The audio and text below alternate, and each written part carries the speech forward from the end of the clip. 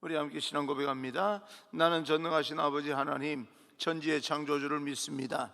나는 그의 유일하신 아들 우리 주 예수 그리스도를 믿습니다.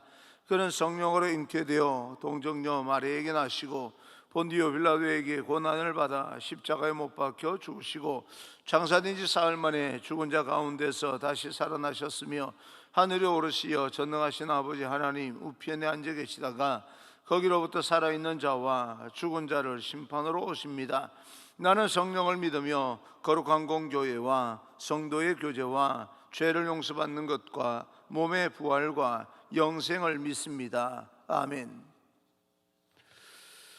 오늘 선포되어질 하나님의 말씀은 누가복음 20장 27절부터 40절까지 말씀을 교독하겠습니다.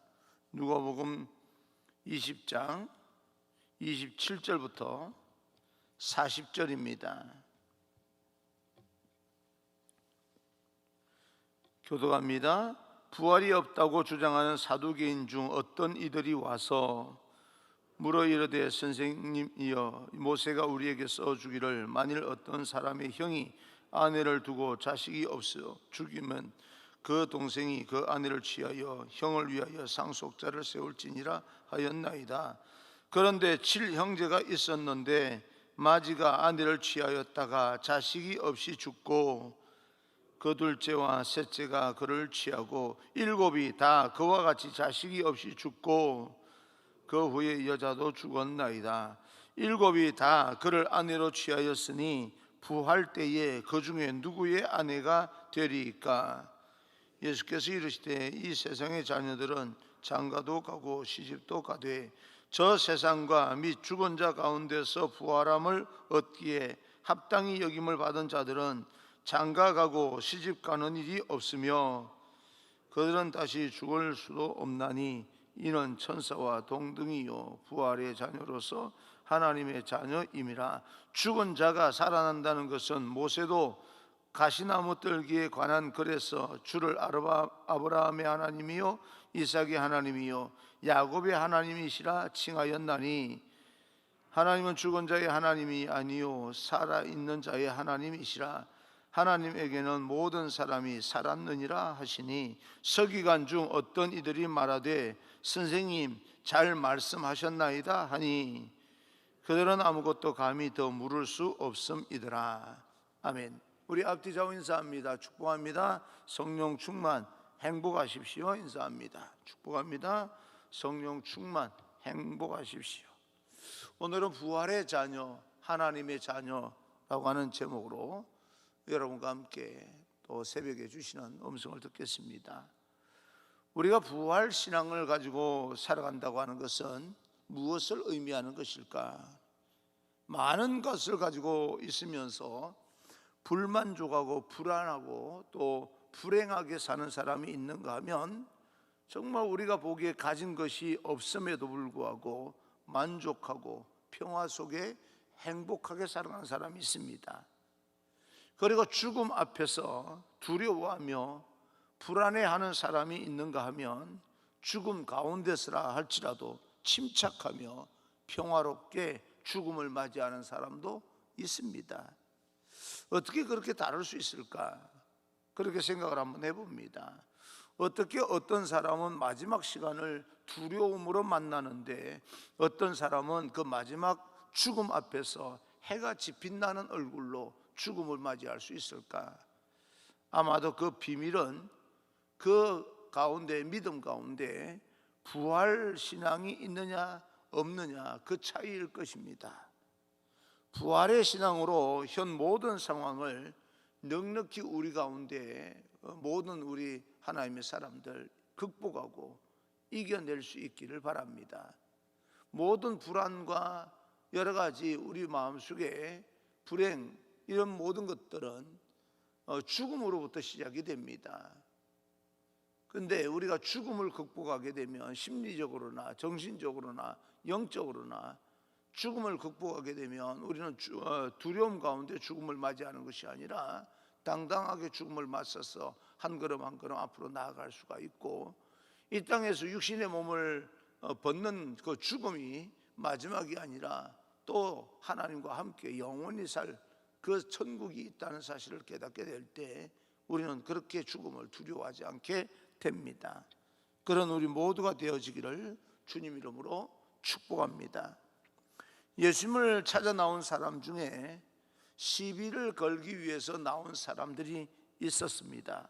바리새인들은 부활을 믿는 사람들이었지만 사두개인들은 부활을 부정하는 사람들입니다. 그래서 그 사두개인들이 예수님께 시비를 걸고 있는 거예요.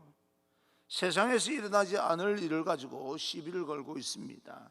7 형제가 있었는데 큰형부터 자식이 없는 상태에서 죽고 맙니다. 결국은 그 아내를 형제들이 형 대신 취하다가 모두 죽었는데, 그러면 부활하고 나면 그 여자는 누구의 아내가 됩니까? 하는 질문입니다. 7명이 그런 어떤 상황 가운데서 이런 일이 세상에서 일어나겠습니까?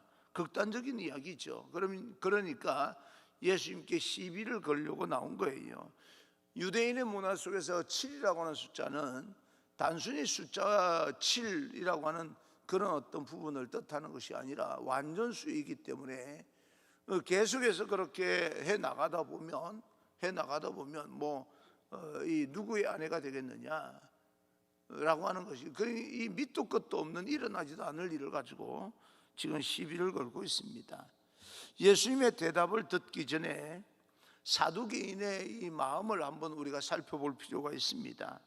시비를 걸기 위해서 주님을 찾아오는 것, 혹 우리에게는 그런 마음은 없습니까? 많은 사람을 만나가다 보면 정말 사모함으로 그 사람을 만나고 싶어서 만나는 사람이 있는가 하면, 어떤 사람은 시비를 걸기 위해서 나를 만나면 그 사람의 태도가 어떠한가 내가 꼭 한번 보리라 라고 하는 마음으로 만나는 사람이 있습니다. 교회도 마찬가지입니다. 정말 하나님의 은혜를 사모하는 마음으로 교회를 나오는 사람이 있는가 하면 그 중에 드물게는 정말 내가 예수를 믿으면 어떻게 축복해 주시는지 내가 한번 두고 보겠다라고 하는 마음으로 나오는 사람도 없잖아 있습니다. 신앙의 호기심으로 나오는 것인데 그것도 내가 예수를 믿으면 어떻게 되는지 한번 보겠다라고 하는 그런 마음으로 나오는 것까지도 괜찮습니다.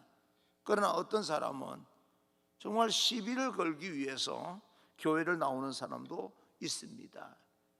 나와서 교회가 어떤가를 보고 내가 반드시 거기에서 시비를 걸어서 문제를 일으키리라.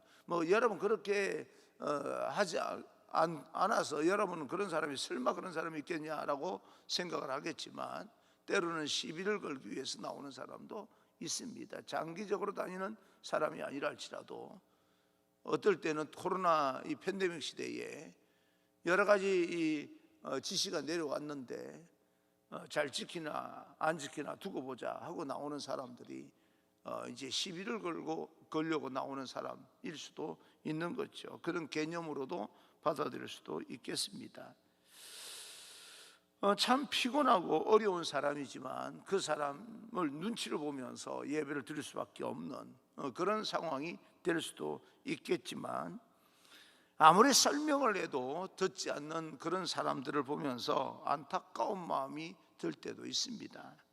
예수님을 찾아온 사두개인의 모습을 보면서 우리는 무엇 때문에 예수님을 만나기를 원하는지 우리 신앙의 동기를 다시 한번 살펴볼 필요가 있겠습니다. 주님 앞에 나와서 주일 성수하고 주님 앞에서 열심히 살아가려고 하는 우리들의 신앙 동기가 삐뚤어지고 왜곡되어 있지는 않습니까? 그렇지 않기를 바랍니다. 순수하고 사모하는 마음을 잃어버린 채 괜히 나의 불편한 마음 때문에 문제를 일으키고 있는 것은 아닌지, 주님은 이 질문에 대해서 참 신기한 그런 어떤 대답을 하고 있는데요, 부활 후에는 우리가 생각하는 그런 가족관계가 아니라는 겁니다. 34절 35절입니다 예수께서 이르시되 이 세상의 자녀들은 장가도 가고 시집도 가되 저 세상과 죽은 자 가운데서 부활함을 얻기에 합당히 여김을 받은 자들은 장가 가고 시집 가는 일이 없으며, 현세와 장차올 미래의 세계를 우리는 연장선에서 보고 있지만 주님은 전혀 다른 세상이다 그렇게 설명하고 있습니다. 우리도 종종 믿음을 가지고 있지만 우리의 세상 가족 관계가 하늘에서도 이어질 것이라고 생각합니다만은, 그래서 우리는 천국에서 다 함께 만나게 될 것이고 우리는 다시 가족으로 살아가게 될 것이라 그렇게 생각을 합니다. 그래서 우리가 이 땅에서 맺고 있는 인간관계를 살펴보게 되면 혈연과 지연과 학연 관련된 그런 어떤 배타적인 관계로 진영 논리로 많이 엮어져 있는 것을 우리는 볼 수 있지 않습니까? 그리고 팔이 안으로 굽는 마음으로 수많은 갈등과 분쟁이 이 진영 논리 때문에 일어나고 있습니다. 학연과 지연과 그러면 혈연, 이런 어떤 관계로 이어지고 있습니다. 그렇기 때문에 우리가 그 가족 이기주의나 민족 이기주의, 집단 이기주의의 배타적인 것이 이 땅에 살아가는 우리들의 삶 가운데, 인생 가운데 많은 문제를 일으키기도 하고 갈등을 일으키기도 합니다. 그러기에 그 관계가 만약에 우리의 지금의 생각대로 천국에서 그대로 이어지는 것이라면 사실 그곳이 천국이 되겠습니까? 주님께서 이렇게 말씀하시는 이유는 이 땅에서의 인연을 절대적으로 생각하지 말라라고 하는 그런 뜻도 담겨져 있습니다. 우리 인간관계는 굉장히 중요합니다. 가족도 굉장히 중요하지만 그것이 절대적인 것으로 영원할 것이라고는 생각하지 말라. 천국은 그런 관계가 아니라는 겁니다. 우리가 세상에서 보이는 인연으로 제한된 그런 관계 속에서 성실하게 충성되게 살아가고 있지만 하나님께서는 더 크신 분이고 광대하신 분이고 이 땅에서 특별히 인연을 갖지 못한 사람들까지도 동일하게 위로하시는 우리 아버지이시기 때문에 우리의 천국에서의 관계는 전혀 이 땅에서의 관계하고는 좀 더 확대된 전혀 다른 어떤 세계다, 그렇게 말씀하고 있습니다. 이 땅에서 보이는 인연과의 그 어떤 관계 속에 살아간다면 하늘에서는 하나님과의 관계 속에서 살아가는 거예요. 우리는 가족관계, 이렇게 만나서 가족을 이루고 형성하는 그런 가운데서 그런 인과관계 속에서 살아가지만 위로 올라가게 되면 우리는 하나님과의 관계, 그렇게 되는 겁니다. 그래서 우리가 세상에서의 어떤 이 생명의 연장선상에서 생각하기보다는 하나님 중심 관계로 생각을 해야 됩니다. 우리의 삶이 그만큼 제한되어 있다는 것을 말씀하고 있는 겁니다. 우리의 생각을 뛰어넘는 세계가 있다는 거죠. 우리가 꿈속에서 시공을 초월하는 것처럼 관계도 그렇게 초월하는 관계, 그런 관계 속에서 살아가는 천국이 있습니다. 장차 천국에서 우리가 주님을 만날 때 우리도 한 번도 보지 못한 믿음의 조상들인 오래전에 살았던 사람들과 만나게 될 것입니다. 그리고 살아가면서 단 한 번도 보지 못했던 지구 반대편에 있는 사람들과 함께 또 주님을 찬송하게 될 것입니다.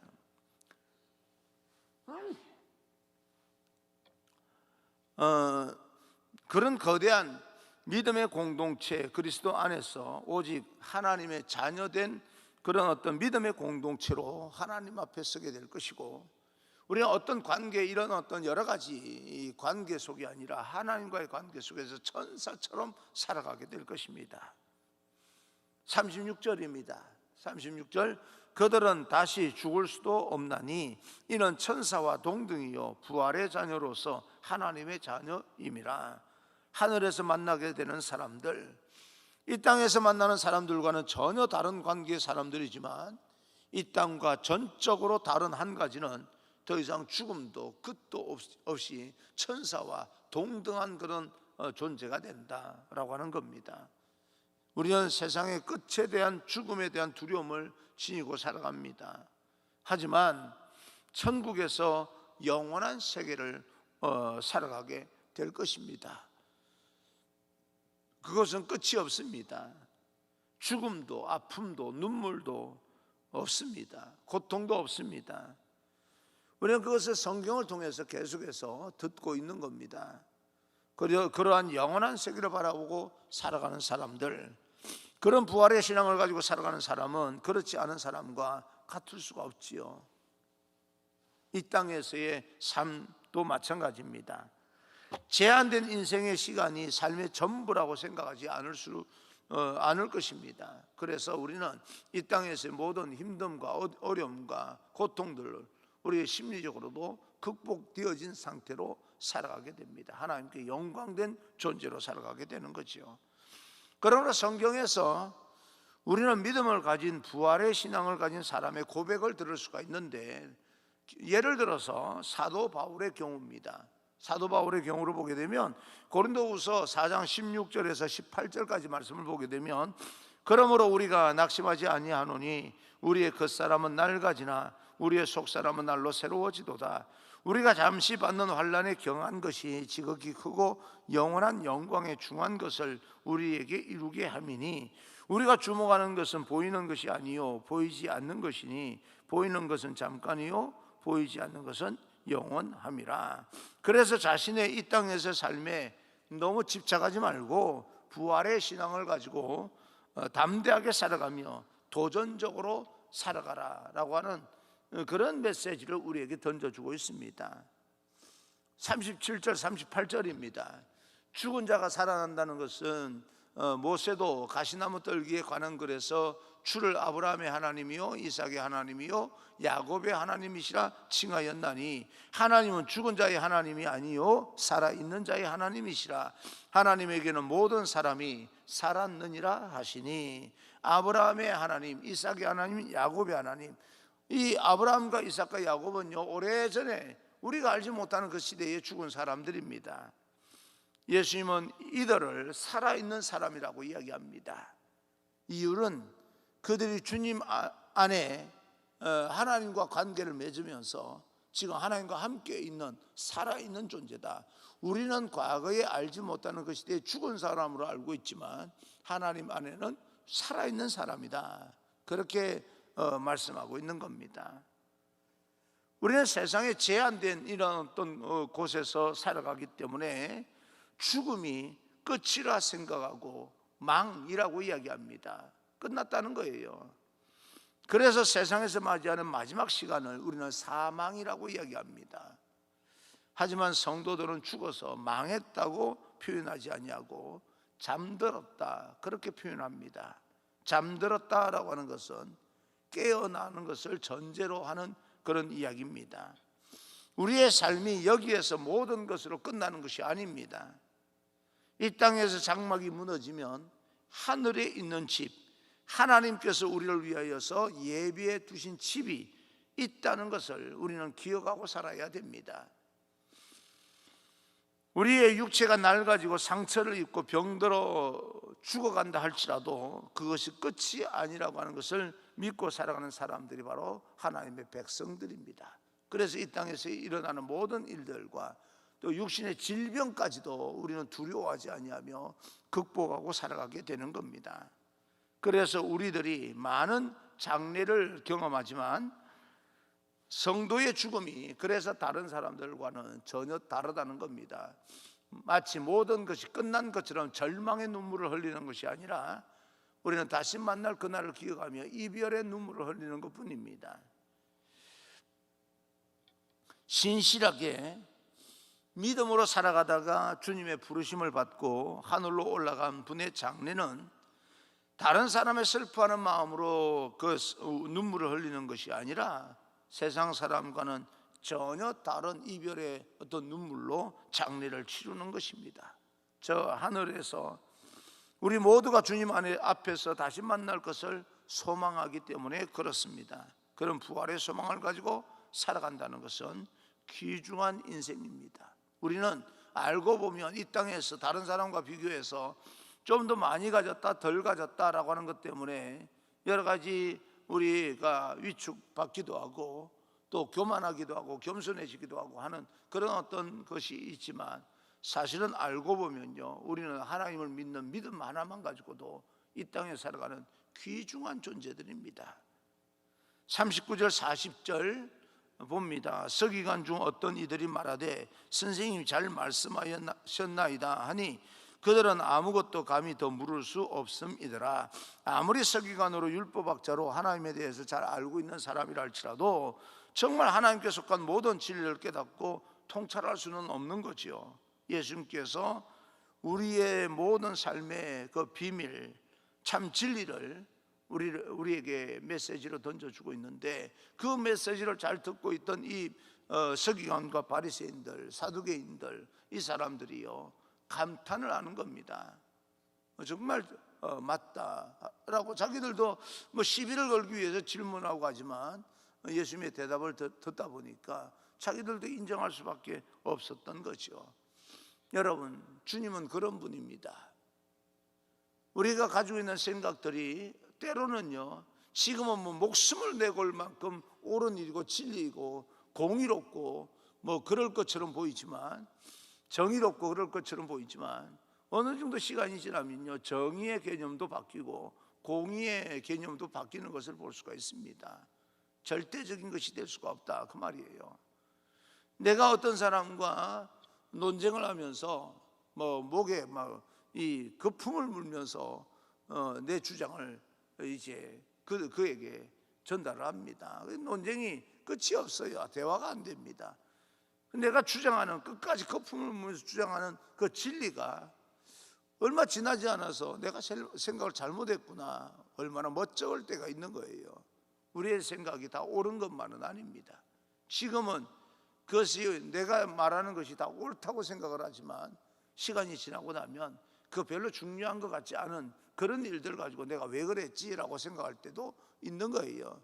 그게 모든 것이 다 그렇다라고 하는 말은 아니고, 내가 그렇게 목을 내걸면서까지 그렇게 말하던 그 진리가요, 정의와 공의가 세월이 많이 지나고 나니까 별거 아니었다라고 하는 걸 느낄 때가 있는 거 보게 되면, 우리가 이 땅에서 주장하는 모든 것들, 삶을 살아가는 모든 것들, 눈에 보이는 모든 것들이 절대적인 것이 될 수가 없습니다.